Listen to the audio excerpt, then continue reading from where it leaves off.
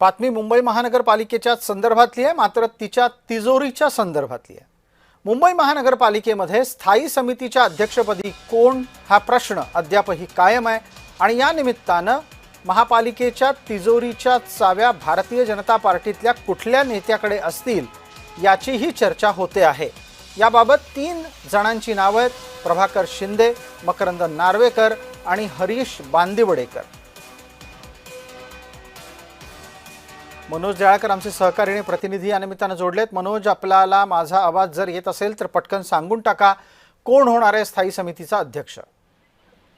तसंच सर, आपण या ठिकाणी बघतो मागच्या बुधवारी महापौरपदी ऋतू तावडे या विराजमान झाल्या, पण आता सर्वांचं लक्ष लागलेलं आहे त्यांच्या चाव्या तिजोरीच्या कोणाकडे असणार आहे।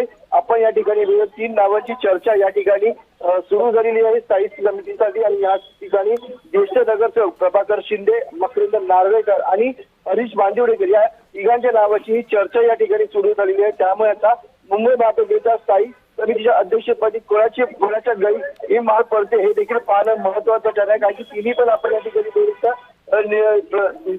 या ठिकाणी ज्येष्ठ नेते आहेत। त्यामध्ये प्रभाकर शिंदे हे आपण सर्वात पहिल्यापासून ज्येष्ठ आहेत आणि त्या ठिकाणी कोणाच्या नावाची चर्चा होते हे पाहणं महत्वाचं ठरणार आहे। धन्यवाद मनोज या सगळ्या माहितीसाठी।